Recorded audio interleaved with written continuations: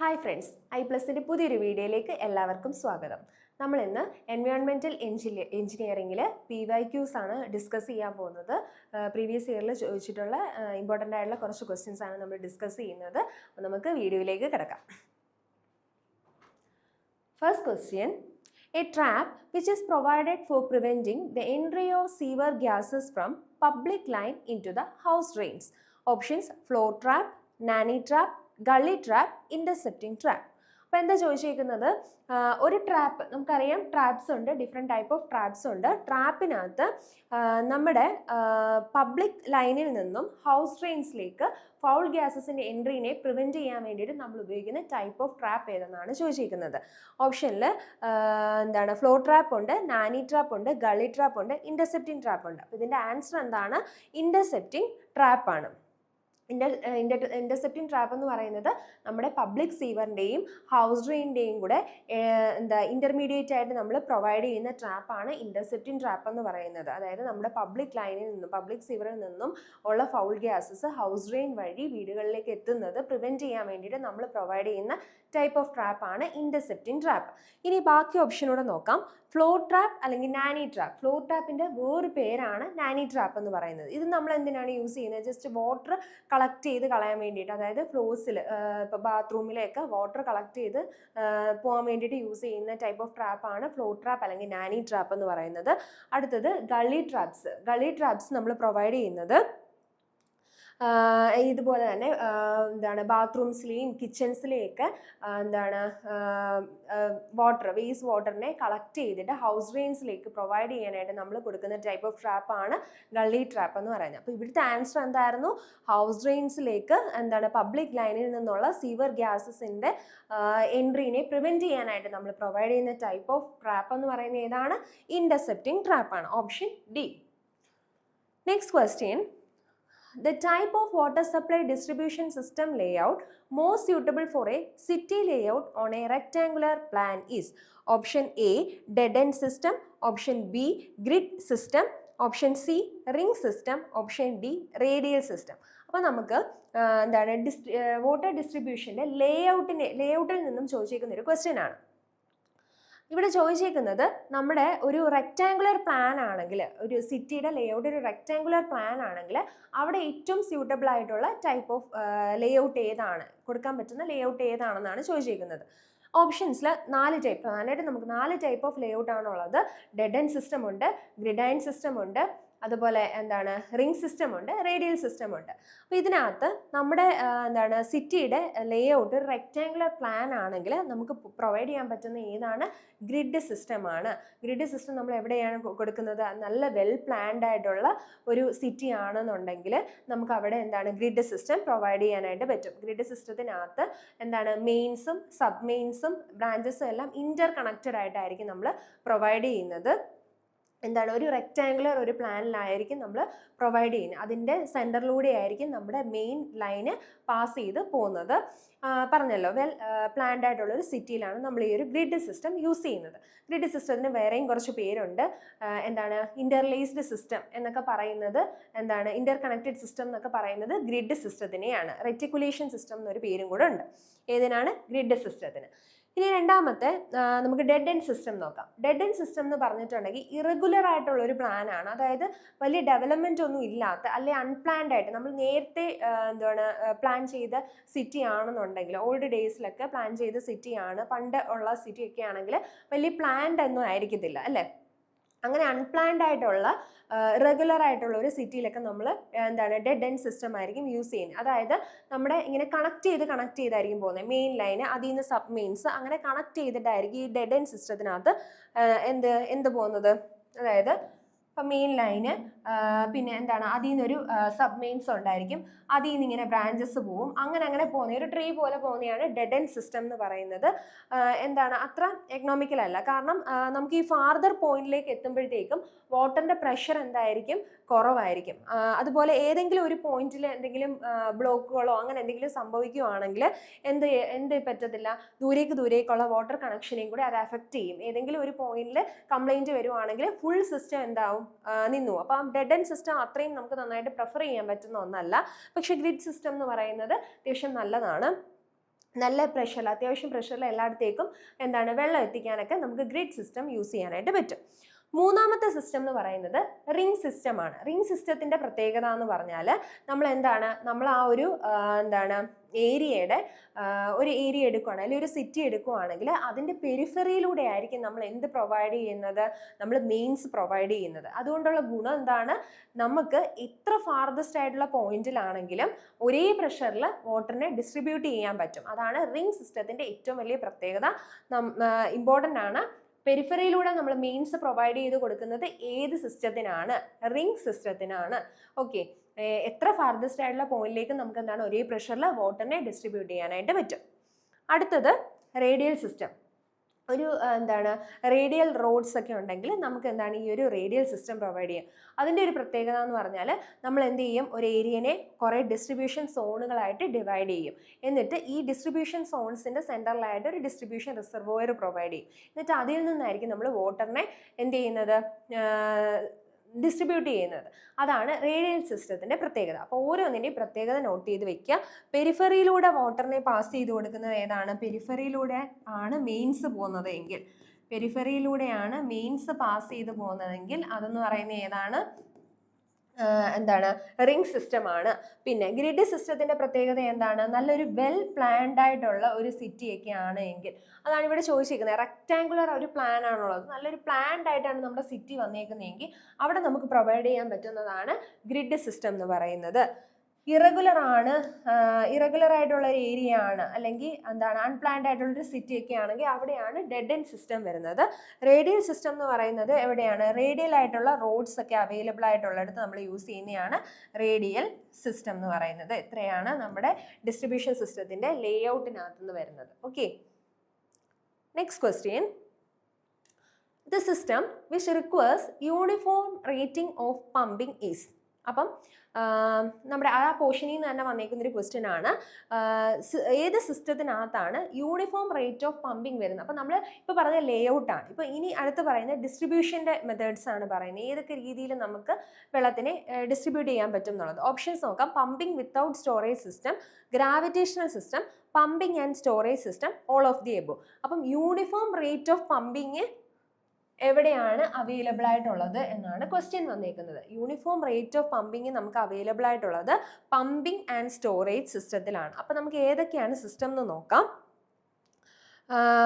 First എന്ന് പറയുന്നത് pumping without storage system. അതായത് നമ്മൾ എന്ത് ചെയ്യുകയാണ്, നമുക്ക് ആദ്യം ഈ ഗ്രാവിറ്റേഷണൽ സിസ്റ്റത്തിൽ നിന്ന് തുടങ്ങാം. ഗ്രാവിറ്റേഷണൽ സിസ്റ്റം എന്ന് പറഞ്ഞാൽ നമ്മുടെ വാട്ടർ റിസർവോയർ എന്ന് പറയുന്ന ഒരു ഹയർ ലെവലിൽ ഇരിക്കുവാണ്. അതുപോലെ നമ്മുടെ കൺസ്യൂമേഴ്സ്, നമുക്ക് വെള്ളം ആവശ്യമുള്ളവർ ഒരു ലോവർ ലെവലിലാണ്. അപ്പോൾ ഹയർ ലെവലിലാണ് വാട്ടർ ഇരിക്കുന്നതെങ്കിൽ നമുക്ക് എന്ത് ചെയ്യാം, ഒരു ഗ്രാവിറ്റിയുടെ എഫക്റ്റ് കൊണ്ട് വാട്ടറിനെ നമുക്ക് ഡിസ്ട്രിബ്യൂട്ട് ചെയ്യാൻ പറ്റും. അതാണ് ഗ്രാവിറ്റേഷണൽ സിസ്റ്റം എന്ന് പറയുന്നത്. അവിടെ നമുക്ക് വെള്ളത്തിനെ പമ്പ് ചെയ്യേണ്ട ആവശ്യം വരുന്നില്ല. ഓക്കെ, ഓൾറെഡി ഒരു ഹൈറ്റിലാണ് വാട്ടർ ഇരിക്കുന്നത്. അപ്പോൾ ഗ്രാവിറ്റേഷണൽ എഫക്റ്റ് ഉപയോഗിച്ചിട്ട് നമുക്കത് വാട്ടർ കൺസ്യൂമേഴ്സിലേക്ക് ഡിസ്ട്രിബ്യൂട്ട് ചെയ്യാനായിട്ട് പറ്റും. ഇനി അങ്ങനെ അല്ല എങ്കിൽ നമുക്ക് എന്ത് ചെയ്യണം, പമ്പിങ് വിത്തൗട്ട് സ്റ്റോറേജ് സിസ്റ്റം. അതായത് നമ്മൾ വെള്ളത്തിനെ സ്റ്റോർ ചെയ്ത് വെക്കാതെ നമുക്ക് എന്ത് ചെയ്യാൻ പറ്റും, അതായത് ട്രീറ്റ്മെൻറ്റ് കഴിഞ്ഞ വാട്ടറിനെ ഡയറക്റ്റ് ആയിട്ട് എന്ത് ചെയ്യും, ആൾക്കാരിലേക്ക് പമ്പ് ചെയ്ത് കൊടുക്കാൻ പറ്റും. അതാണ് പമ്പിങ് വിത്തൗട്ട് സ്റ്റോറേജ് സിസ്റ്റം എന്ന് പറയുന്നത്. അപ്പോൾ ഈ ഗ്രാവിറ്റേഷണൽ സിസ്റ്റം ആണ് ഉപയോഗിക്കുന്നതെങ്കിൽ നമ്മൾ വാട്ടറിന് അങ്ങ് ഡയറക്റ്റായിട്ട് ഡിസ്ട്രിബ്യൂട്ട് ചെയ്ത് കൊടുക്കുമല്ലേ. അപ്പോൾ നമുക്ക് എന്ത് ചെയ്യാൻ പറ്റത്തില്ല, എന്തെങ്കിലും ഒരു ആവശ്യം വരുവാണ്, അത് കുറച്ച് കൂടുതൽ എമൗണ്ട് ഓഫ് വാട്ടർ നമുക്ക് ആവശ്യമുണ്ടെങ്കിൽ നമുക്ക് എന്ത് ചെയ്യാൻ പറ്റത്തില്ല, യൂസ് ചെയ്യാനായിട്ട് പറ്റത്തില്ല. ഇപ്പോൾ എന്തെങ്കിലും ഒരു തീപിടുത്തോ അങ്ങനെയൊക്കെ വരുവാണെങ്കിൽ ബൾക്ക് ക്വാണ്ടിറ്റി വാട്ടർ നമുക്ക് സപ്ലൈ ചെയ്യണമെന്നുണ്ടെങ്കിൽ നമുക്ക് ഈ ഒരു ഗ്രാവിറ്റി സിസ്റ്റത്തിനകത്ത് പറ്റത്തില്ല. പിന്നുള്ളതാണ് pumping and storage system. Pumping and storage സിസ്റ്റത്തിനകത്ത് നമ്മൾ ഈ ഒരു ഗ്രാവിറ്റേഷണൽ സിസ്റ്റവും പമ്പിങ് വിത്തൗട്ട് സ്റ്റോറേജ് സിസ്റ്റവും കൂടെ ഒരുമിച്ച് ചെയ്യുന്നതിനെയാണ് നമ്മൾ എന്തെന്ന് പറയുന്നത്, പമ്പിങ് ആൻഡ് സ്റ്റോറേജ് സിസ്റ്റം, അല്ലെങ്കിൽ പമ്പിങ് വിത്ത് സ്റ്റോറേജ് സിസ്റ്റം എന്ന് പറയാൻ പറ്റും. അല്ലെങ്കിൽ ഡ്യുവൽ സിസ്റ്റം എന്നൊക്കെ പറയുന്നത് ഏതാണ്, ഡയറക്റ്റ് ഇൻഡയറക്റ്റ് സിസ്റ്റം എന്നൊക്കെ പറയുന്നത് ഈ പമ്പിങ് ആൻഡ് സ്റ്റോറേജ് സിസ്റ്റമാണ്. അത് വളരെ ബെനിഫിഷ്യൽ ആണ്. കാരണം നമുക്ക് വാട്ടറിനെ എന്ത് ചെയ്യാൻ പറ്റും, സ്റ്റോർ ചെയ്ത് വെക്കാൻ പറ്റും. അപ്പോൾ എന്തെങ്കിലും ഒരു ഫയർ ഇഷ്യൂസ് ഒക്കെ വരുവാണെങ്കിൽ നമുക്ക് വാട്ടറിനെ പമ്പ് ചെയ്യാനായിട്ട് പറ്റും. അപ്പോൾ ഇവിടെ എന്താ ചെയ്യുന്നതെന്ന് വെച്ചാൽ ആദ്യം നമ്മൾ എന്ത് ചെയ്യും, ട്രീറ്റ് ചെയ്ത വാട്ടറിനെ നമ്മൾ പമ്പ് ചെയ്തിട്ട് ഒരു ഹയർ ലെവലിൽ എത്തിച്ചിട്ട് ഗ്രാവിറ്റിയുടെ എഫക്റ്റ് യൂസ് ചെയ്തിട്ട് എന്ത് ചെയ്യാണ് ഡിസ്ട്രിബ്യൂട്ടേഴ്സിലേക്ക് എത്തിക്കുന്നതിനെയാണ് പമ്പിങ് ആൻഡ് സ്റ്റോറേജ് സിസ്റ്റം എന്ന് പറയുന്നത്. അപ്പം അവിടെ എന്താണ് നമുക്ക് uniform rate of pumping available ആണ്. Uniform rate of pumping available ആയിട്ടുള്ള സിസ്റ്റം എന്ന് പറയുന്നത് ഏതാണ്? പമ്പിങ് ആൻഡ് സ്റ്റോറേജ് സിസ്റ്റം ആണ്. Okay, next question. The sanitation system in which a small portion of stormwater is allowed to enter in the sanitary sewage sievers and the remaining stormwater flows in separate set of sievers is known as partially separate system, combined system, partially combined system. അപ്പോൾ നമ്മൾ എന്താണ് pipes provide ചെയ്യുന്നത് എങ്ങനെയാണെന്നാണ് ചോദിച്ചിരിക്കുന്നത്, അല്ലെങ്കിൽ സീവേഴ്സിൻ്റെ എന്താണ് പ്രൊവിഷനാണ് ചോദിച്ചിരിക്കുന്നത്. Question എന്താണെന്ന് വെച്ചാൽ ഒരു സാനിറ്റേഷൻ സിസ്റ്റം, നമ്മുടെ സാനിറ്റേഷൻ സിസ്റ്റത്തിനകത്ത് ഒരു സ്മോൾ പോർഷൻ ഓഫ് സ്റ്റോം വാട്ടറിനെ നമ്മൾ എന്ത് ചെയ്യാണ്, നമ്മുടെ സാനിറ്ററി സീവേഴ്സിനകത്തൂടെ ഒഴുക്കി വിടുന്നു. കുറച്ച് പോർഷൻ ഓഫ് സ്റ്റോം വാട്ടറിനെ നമ്മുടെ സീവേജിനൊപ്പം ഒഴുക്കി വിടുന്നു. അതിനുശേഷം നമ്മൾ എന്ത് ചെയ്യുവാണ്, ആ സ്റ്റോം വാട്ടറിനെ സെപ്പറേറ്റ് ഒരു സീവറിനകത്തൂടെ പാസ് ചെയ്യിക്കുകയാണെങ്കിൽ ആ സിസ്റ്റത്തിനെ പറയുന്ന പേരാണ്, സാനിറ്റേഷൻ സിസ്റ്റത്തിനെ പറയുന്ന പേരാണ് പാർഷ്യലി സെപ്പറേറ്റ് സിസ്റ്റം എന്ന് പറയുന്നത്. അതായത് ആദ്യം നമ്മൾ എന്ത് ചെയ്യും, ഒരുമിച്ച് തന്നെ ഈ ഒരു സാനിറ്ററി സീവേജിനെയും സ്റ്റോം വാട്ടറിനെയും കൂടെ ഒരു പൈപ്പിലൂടെ ഒഴുക്കി വിട്ടതിന് ശേഷം എന്ത് ചെയ്യും, ബാക്കി എമൗണ്ട് ഓഫ് സ്റ്റോം വാട്ടറിനെ സെപ്പറേറ്റ് ആയിട്ട് ഒരു പൈപ്പിലൂടെയാണ് ഒഴുക്കി വിടുന്നതെങ്കിൽ അതിനെയാണ് നമ്മൾ എന്തെന്ന് പറയുന്നത്, പാർഷ്യലി സെപ്പറേറ്റ് സിസ്റ്റം എന്ന് പറയുന്നത്. ഇനിയുണ്ട് രണ്ട് സിസ്റ്റം, സെപ്പറേറ്റ് സിസ്റ്റം ഉണ്ട്, കമ്പൈൻഡ് സിസ്റ്റം ഉണ്ട്. അതെന്താണെന്ന് നോക്കാം നമുക്ക്. സെപ്പറേറ്റ് സിസ്റ്റത്തിനകത്ത് എന്തായിരിക്കും, സെപ്പറേറ്റ് ആയിട്ടുള്ള എന്തായിരിക്കും നമുക്ക് പൈപ്പുകളായിരിക്കും ഉള്ളത്. അതായത് ഒരെണ്ണം നമ്മുടെ സാനിറ്ററി സീവേജ് പാസ് ചെയ്യാനായിട്ടൊരു പൈപ്പ്, പിന്നെ എന്താണ് നമ്മുടെ സ്റ്റോം വാട്ടറിന് സെപ്പറേറ്റ് ആയിട്ടൊരു പൈപ്പായിരിക്കും നമ്മൾ പ്രൊവൈഡ് ചെയ്യുന്നത്. അത് എവിടേക്കാണ് നമ്മൾ പ്രൊവൈഡ് ചെയ്യുന്നത്, നമ്മുടെ റെയിൻഫോളിൻ്റെ റേറ്റ് അൺഈവൻ ആയിട്ടുള്ള റെയിൻഫോൾ ആണ് നമുക്ക് കിട്ടുന്നത് എങ്കിൽ അവിടെ നമ്മൾ സെപ്പറേറ്റ് ആയിട്ടുള്ള ഒരു സിസ്റ്റം ആയിരിക്കും യൂസ് ചെയ്യുന്നത്. അതുപോലെ ഒരു സ്റ്റീപ്പ് സ്ലോപ്പ്, ഹില്ല് പോലുള്ള സ്റ്റീപ്പ് സ്ലോപ്പ് അങ്ങനെയൊക്കെയുള്ള സ്ഥലങ്ങളിൽ നമ്മൾ സെപ്പറേറ്റ് സിസ്റ്റമാണ് യൂസ് ചെയ്യുന്നത്. പിന്നെന്താണ്, ഒരുപാട് ഡീപ്പായിട്ടുള്ള എക്സ്കവേഷൻസ് ഒന്നും ആവശ്യമില്ലെങ്കിലും അവിടെ നമ്മൾ സെപ്പറേറ്റ് ആയിട്ടുള്ള സിസ്റ്റമാണ് യൂസ് ചെയ്യുന്നത്. ഈ കണ്ടീഷൻസ് ഒന്നും നമുക്ക് സാറ്റിസ്ഫൈ ചെയ്യാൻ പറ്റുന്നില്ലെങ്കിൽ നമ്മൾ എന്ത് ചെയ്യും, കമ്പൈൻഡ് ആയിട്ടുള്ള സിസ്റ്റം ആയിരിക്കും യൂസ് ചെയ്യുന്നത്. അവിടെ എന്താണ്, സാനിറ്ററി സീവേജിനെയും സ്റ്റോം വാട്ടറിനെയും ഒരുമിച്ചായിരിക്കും എന്ത് ചെയ്യുന്നത്, ഫ്ലോ ചെയ്യാനായിട്ട് അലൗ ചെയ്യുന്നത്. അതിനെയാണ് നമ്മൾ എന്തെന്ന് പറയുന്നത്, കമ്പൈൻഡ് സിസ്റ്റം എന്ന് പറയുന്നത്. ഓക്കെ, ഇനി ഇങ്ങനെ കുറച്ച് എമൗണ്ട് ഓഫ് സ്റ്റോം വാട്ടറിനെ പാസ് ചെയ്യിച്ചിട്ട് ബാക്കി നമ്മൾ സെപ്പറേറ്റ് ആയിട്ടാണ് പ്രൊവൈഡ് ചെയ്യുന്നതെങ്കിൽ അതിനെ നമ്മൾ പറയുന്നതാണ് പാർഷ്യലി സെപ്പറേറ്റ് സിസ്റ്റം. ഓക്കെ, അപ്പോൾ ഇമ്പോർട്ടൻ്റ് ആയിട്ടുള്ളൊരു ക്വസ്റ്റൻ ആണ്. ഇതിൻ്റെ ആൻസർ എന്താണ്, പാർഷ്യലി സെപ്പറേറ്റ് സിസ്റ്റം ആണ്. അതിൻ്റെ പ്രത്യേകത എന്താണ്, ഒരു കുറച്ച് എമൗണ്ട് ഓഫ് വാട്ടർ എന്ന് പറയുന്നത് നമ്മൾ സാനിറ്ററി സീവേജിനോടൊപ്പം തന്നെ സീവേഴ്സിൽ പാസ് ചെയ്യുന്നു. ബാക്കി സ്റ്റോം വാട്ടർ എന്ന് പറയുന്നത് സെപ്പറേറ്റ് ഒരു സീവറിനകത്തൂടെയാണ് പാസ് ചെയ്യുന്നത് എങ്കിൽ അതിനെ പറയുന്ന പേരാണ് partially separate system. Next question, water taps are also known as. Water ടാപ്പുകളുടെ മറ്റൊരു പേരാണ് ചോദിച്ചിരിക്കുന്നത്. ഓപ്ഷൻസ് നോക്കാം. ബിബ്കോക്സ്, ഗൂസ്നെക്ക്, ഫെറ്റ്യൂൾ, സ്റ്റോപ്കോക്സ്. വാട്ടർ ടാപ്പ് എന്ന് പറഞ്ഞാൽ എന്താണ്, നമ്മൾ ഹൗസിൽ യൂസ് ചെയ്യുന്ന വാട്ടർ ടാപ്സ്, അതിൻ്റെ ഒരു പേരാണ് ബിബ്കോക്സ് എന്ന് പറഞ്ഞാൽ. അത് ഒരുപാട് പ്രാവശ്യം ചോദിച്ചിട്ടുണ്ട്. ജസ്റ്റ് നമ്മൾ എന്തായാലും അറിഞ്ഞിരിക്കണം, നമ്മുടെ വീടുകളിൽ യൂസ് ചെയ്യുന്ന വാട്ടർ ടാപ്സിൻ്റെ പേരാണ് ബിബ്കോക്സ് എന്ന് പറയുന്നത്. ഇനി ബാക്കി ടേംസ് കൂടെ നോക്കാം. ഗൂസ്നെക്ക് എന്ന് പറഞ്ഞാൽ എന്താണ്, ഒരു ഫ്ലെക്സിബിൾ ആയിട്ടുള്ള ഒരു കേവ് പൈപ്പിനെയാണ് നമ്മൾ എന്തെന്ന് പറയുന്നത്, ഗൂസ്നെക്ക് എന്ന് പറയുന്നത്. പിന്നെന്താണ്, ഫെറ്റ്യൂൾ ഉണ്ട്. ഫെറ്റ്യൂൾ എന്ന് പറഞ്ഞിട്ടുണ്ടെങ്കിൽ നമ്മുടെ എന്താണ് വാട്ടർ മെയിൻസിനെയും പൈപ്പിനെയും കൂടെ കണക്ട് ചെയ്യാനായിട്ട് നമ്മൾ കൊടുക്കുന്നതാണ് എന്തെന്ന് പറയുന്നത്, സർവീസ് പൈപ്പുകളെയും വാട്ടർ മെയിൻസിനെയും കൂടെ കണക്ട് ചെയ്യാനായിട്ട് നമ്മൾ കൊടുക്കുന്നതാണ് ഫെറ്റ്യൂൾസ് എന്ന് പറയുന്നത്. ഇനി സ്റ്റോപ്പ് കോക്സ് എന്ന് പറഞ്ഞാൽ എന്താണ്, നമുക്കൊരു വാട്ടർ മീറ്റർ ഉണ്ട് അല്ലേ, നമ്മുടെ വീടുകളിലേക്ക് വെള്ളം എത്തുന്നതിന് മുന്നേ നമുക്കൊരു വാട്ടർ മീറ്റർ ഉണ്ട്. ആ വാട്ടർ മീറ്ററിന് തൊട്ട് മുന്നായിട്ട് നമ്മൾ കൊടുക്കുന്നതാണ് എന്തെന്ന് പറയുന്നത്, സ്റ്റോപ്പ് കോക്സ് എന്ന് പറയുന്നത്. എന്തിനു വേണ്ടിയിട്ടാണ്, നമ്മുടെ വാട്ടർ മെയിൻസിനകത്തേക്കുള്ള വാട്ടറിൻ്റെ എൻട്രീനെ റെഗുലേറ്റ് ചെയ്യാനും അതുപോലെ സ്റ്റോപ്പ് ചെയ്യാനും ഒക്കെ നമ്മൾ പ്രൊവൈഡ് ചെയ്യുന്നതാണ് സ്റ്റോപ്പ് കോക്സ് എന്ന് പറയുന്നത്. അപ്പോൾ ഏതൊക്കെയാണ്, ബിബ്കോക്സ് എന്ന് പറഞ്ഞാൽ എന്താണ്, വാട്ടർ ടാപ്പുകളെയാണ് നമ്മൾ ബിബ്കോക്സ് എന്ന് പറയുന്നത്. ഗൂസ്നെക്ക് എന്ന് പറഞ്ഞാൽ ഒരു ഫ്ലെക്സിബിൾ ആയിട്ടുള്ള ഒരു കർവ്ഡ് ആയിട്ടുള്ള ഒരു പൈപ്പാണ്. പിന്നെ എന്താണ്, ഫെറ്റ്യൂൾസ് എന്ന് പറഞ്ഞാൽ നമ്മുടെ വാട്ടർ മെയിൻസിനെയും സർവീസ് പൈപ്പിനെയും കൂടെ കണക്ട് ചെയ്ത് നമ്മൾ കൊടുക്കുന്നതാണ് ഫെറ്റ്യൂൾസ് എന്ന് പറയുന്നത്. പിന്നെ സ്റ്റോപ്പ് കോക്സ് എന്ന് പറഞ്ഞാൽ എന്താണ്, വാട്ടർ മീൻസ് ഉണ്ട്, വാട്ടർ മീറ്റർ ഉണ്ട്. വാട്ടർ മീറ്റർ എന്ന് പറഞ്ഞാൽ എന്തിനാണ്, എത്രത്തോളം വാട്ടർ യൂസ് ചെയ്യുന്നുണ്ട് അതിൻ്റെ ആ ഒരു മെഷർമെൻ്റ് ഒക്കെ അറിയാൻ വേണ്ടിയിട്ടാണല്ലേ വാട്ടർ മീറ്റർ യൂസ് ചെയ്യുന്നത്. ആ വാട്ടർ മീറ്ററിന് തൊട്ട് മുന്നായിട്ട്, അതായത് ഒരു പർട്ടിക്കുലർ എമൗണ്ട് ഓഫ് വാട്ടർ ആയിരിക്കും നമുക്ക് വേണ്ടത്, അത്രയും വാട്ടറിനെ സ്റ്റോപ്പ് ചെയ്യാനും ഇത്ര എമൗണ്ട് ഓഫ് വാട്ടർ റെഗുലേറ്റ് ചെയ്യാനും എല്ലാം വേണ്ടിയിട്ട് നമ്മൾ പ്രൊവൈഡ് ചെയ്യുന്നത്, വാട്ടർ മീറ്ററിന് തൊട്ട് മുന്നായിട്ട് പ്രൊവൈഡ് ചെയ്യുന്നതാണ് സ്റ്റോപ്പ് കോക്സ് എന്ന് പറയുന്നത്. ഓക്കെ, അപ്പോൾ ഇവിടുത്തെ ആൻസർ എന്ന് പറഞ്ഞാൽ എന്താണ്, ഓപ്ഷൻ എ ബിപ് കോക്സ് ആണ്. Next question, sixth question, self-cleansing velocity is the minimum velocity of flow required to maintain a certain amount of solids in flow, the maximum velocity of flow required to maintain a certain amount of solids in flow, such a velocity as would be sufficient to flush out any deposited solids in sewer, such a flow velocity as would be sufficient to ensure that sewage does not remain in the sewer. അപ്പോൾ എന്താണ് self cleansing velocity എന്ന് പറയുന്നത്? Self cleansing velocity എന്ന് പറയുന്നത് ഒരു minimum velocity ആണ്. എന്തിനാണ് use ചെയ്യുന്നത്? അതായത് നമ്മുടെ എന്താണ് സീവേജിനകത്തുള്ള സോളിഡ്സിനെ ഒരു സസ്പെൻഷനിൽ നിർത്താൻ വേണ്ടിയിട്ടാണ് നമ്മൾ എന്ത് യൂസ് ചെയ്യുന്നത്, ഒരു സെൽഫ് ക്ലെൻസിങ് വെലോസിറ്റി. അതായത് അതിനകത്ത് ആ ഒരു സീവറിനകത്ത് എന്തുണ്ടാവാൻ പാടില്ല, സിൽറ്റിംഗ് ഒന്നും ഉണ്ടാവാൻ പാടില്ല. അതിന് ഉപയോഗിക്കുന്ന ഒരു മിനിമം വെലോസിറ്റിയാണ് സെൽഫ് ക്ലെൻസിങ് വെലോസിറ്റി എന്ന് പറയുന്നത്. അതിൻ്റെ വാല്യൂ എത്രയാണ്, 0.75 മീറ്റർ പെർ സെക്കൻഡ് ആണ് അതിൻ്റെ വാല്യൂ വരുന്നത്. ഇത്രയും കുറച്ച് കാര്യങ്ങളെങ്കിലും നമ്മൾ ഒന്ന് മനസ്സിലാക്കി വെക്കണം സെൽഫ് ക്ലെൻസിങ് വെലോസിറ്റിനെ പറ്റിയിട്ട്. അതിൻ്റെ വാല്യൂ എന്ന് പറയുന്നത് 0.75 മീറ്റർ പെർ സെക്കൻഡ് ആണ് വരുന്നത്. എന്തിനു വേണ്ടി, ഒരു മിനിമം ഒരു വെലോസിറ്റി ആണ്. ഓക്കെ, സെൽഫ് ക്ലെൻസിങ് വെലോസിറ്റി എന്ന് പറയുന്നത് ഒരു മിനിമം വെലോസിറ്റി ആണ്. പിന്നെന്താണ്, ഈ സെൽഫ് ക്ലെൻസിങ് വെലോസിറ്റി പ്രൊവൈഡ് ചെയ്യുന്നത് എന്തിനു വേണ്ടിയിട്ടാണ്, സിൽറ്റിങ്ങിനെ അവോയ്ഡ് ചെയ്യാൻ വേണ്ടിയിട്ടാണ്, അല്ലെങ്കിൽ എലിമിനേറ്റ് ചെയ്യാൻ വേണ്ടിയിട്ടാണ്. അപ്പം അവിടെ എന്താണ് കണ്ടീഷൻ എന്ന് പറയുന്നത്, അവിടെ സിൽറ്റിംഗ് ഉണ്ടാവത്തില്ല. ഇതിനകത്ത് എന്താണ്, നമ്മുടെ സീവേജിനകത്തുള്ള സോളിഡ്സ് എന്ന് പറയുന്നത് എന്താക്കി മാറ്റുന്നു, സോളിഡ്സിനെ സസ്പെൻഷനിലാക്കി നിർത്തുന്നു, സസ്പെൻഷനിലാക്കി നിർത്തുന്നു. ഓക്കെ, ഇത്രയാണ് സെൽഫ് ക്ലെൻസിങ് വെലോസിറ്റിയുടെ പ്രത്യേകത. അപ്പോൾ ഇത് വെച്ചിട്ട്, ഈ പറഞ്ഞ പോയിന്റ്സ് വെച്ചിട്ട് നിങ്ങൾക്ക് ഈ ഓപ്ഷനകത്തുനിന്ന് സെൽഫ് ക്ലെൻസിങ് വെലോസിറ്റി എന്താണെന്ന് മനസ്സിലാക്കാൻ പറ്റുമല്ലോ. ഒരു മിനിമം വെലോസിറ്റി ആണ് നമ്മൾ പറഞ്ഞത്. അപ്പോൾ ഈ ഒരു ഓപ്ഷൻ നോക്കാം. അപ്പോൾ അതൊരു മിനിമം വെലോസിറ്റി ആണ്. Flow required to maintain a certain amount of solids in flow. അപ്പോൾ ഈ ഒരു സ്റ്റേറ്റ്മെന്റ് കറക്റ്റ് ആണോ? മിനിമം വെലോസിറ്റി ആണെന്നുള്ളത് മനസ്സിലായില്ലേ? രണ്ട് ഓപ്ഷൻ ആണുള്ളത്, മാക്സിമം വെലോസിറ്റി ഉണ്ട്, മിനിമം വെലോസിറ്റി ഉണ്ട്. അപ്പം ഈ ഓപ്ഷൻ അല്ലെന്ന് മനസ്സിലായി, കാരണം മാക്സിമം വെലോസിറ്റി അല്ല സെൽഫ് ക്ലെൻസിങ് വെലോസിറ്റി.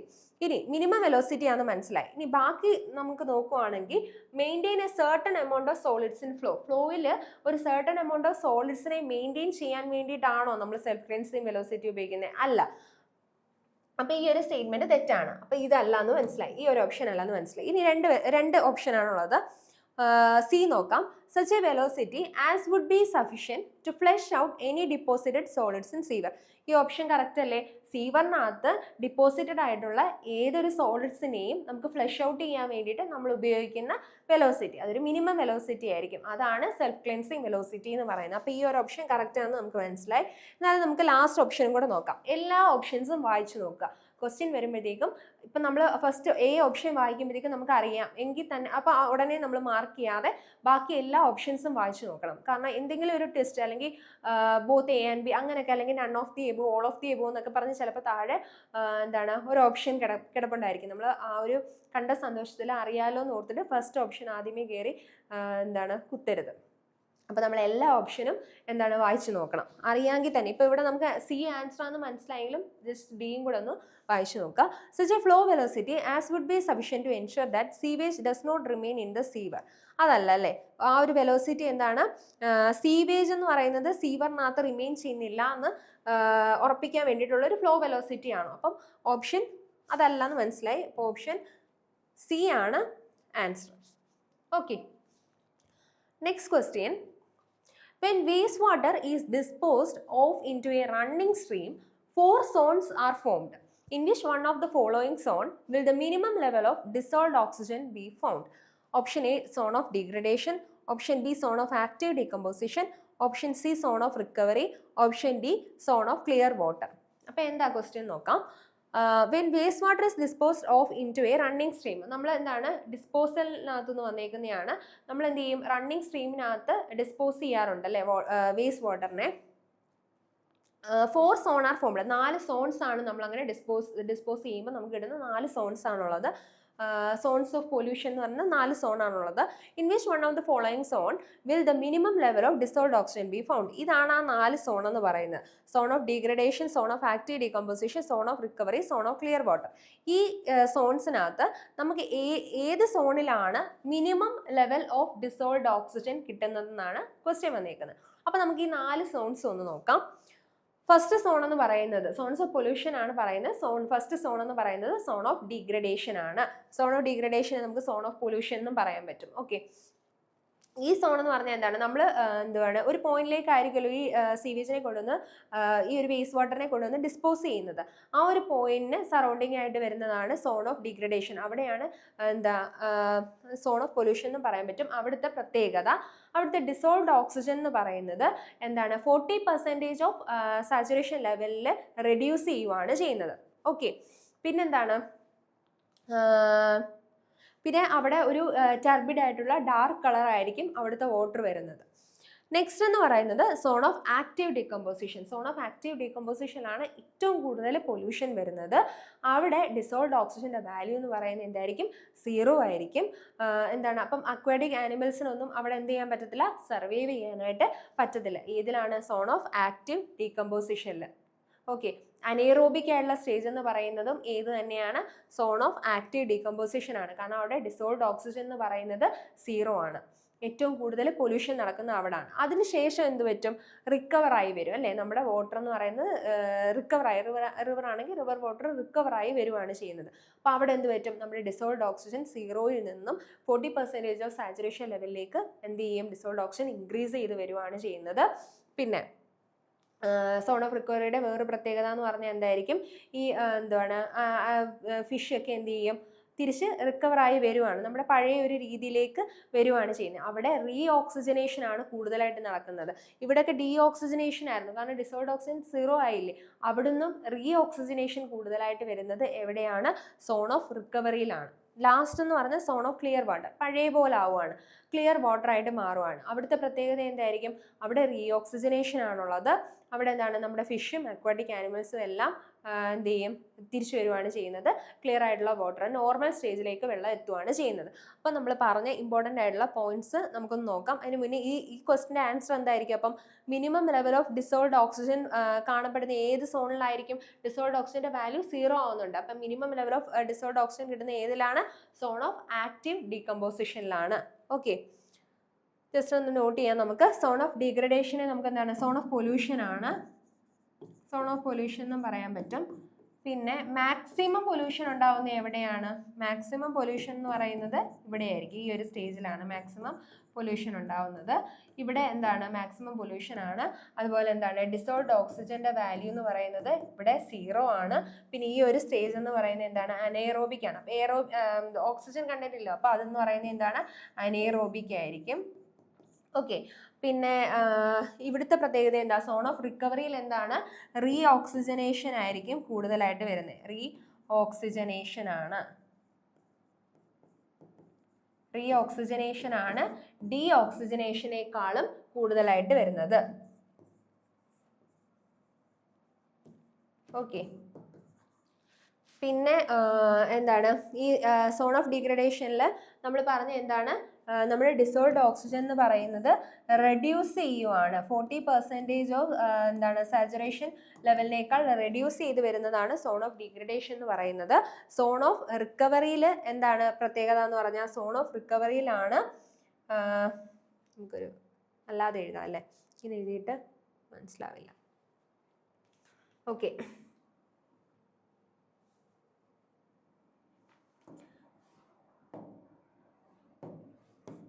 ഓക്കെ, അപ്പോൾ ഫസ്റ്റ് സ്റ്റേജ് എന്തായിരുന്നു, ഫസ്റ്റ് സ്റ്റേജിൽ എന്തായിരുന്നു നടക്കുന്നത്, അവിടെ ഡിസോൾവ്ഡ് ഓക്സിജൻ എന്ന് പറയുന്നത് റെഡ്യൂസ് ചെയ്തിട്ട് എന്താണ് 40% ഓഫ് സാച്ചുറേഷൻ ലെവലായിട്ട് വരുവാണ് ചെയ്യുന്നത്. സെക്കൻഡ് സ്റ്റേജ് എന്ന് പറയുന്നത് ആക്റ്റീവ് ഡീകമ്പോസിഷൻ ആണ്. അവിടെ എന്തായിരിക്കും, ഡിസോൾവ്ഡ് ഓക്സിജൻ എന്ന് പറയുന്നത് 0 ആണ്. അതായത് ആ സ്റ്റേജ് എന്ന് പറയുന്നത് എന്തായിരുന്നു, അനേറോബിക് സ്റ്റേജ് ആയിരുന്നു. പിന്നെന്താണ്, അവിടെയാണ് മാക്സിമം പൊല്യൂഷൻ നടക്കുന്നത്. പിന്നെ മൂന്നാമത്തെ സ്റ്റേജ് എന്ന് പറയുന്നത് എന്തായിരുന്നു, പിന്നെ മൂന്നാമത്തെ സ്റ്റേജ്, അപ്പം ഈ ഒരു സ്റ്റേജിൽ എന്താണ്, നമ്മുടെ അക്വാറ്റിക് ആനിമൽസിനും ഒന്നും എന്താണ് അവിടെ റീറ്റെയിൻ ചെയ്യാനായിട്ട് പറ്റത്തില്ല. മൂന്നാമത്തെ സ്റ്റേജ് എന്ന് പറഞ്ഞാൽ സോൺ ഓഫ് റിക്കവറി ആയിരുന്നു. അവിടെ എന്താണ് നമ്മുടെ ഡിസോൾഡ് ഓക്സിജൻ എന്ന് പറയുന്നത് ഇൻക്രീസ് ചെയ്തിട്ട് എന്താണ് 40% സാച്ചുറേഷൻ വാല്യൂ ആയിട്ട് വരുവാണ് ചെയ്യുന്നത്.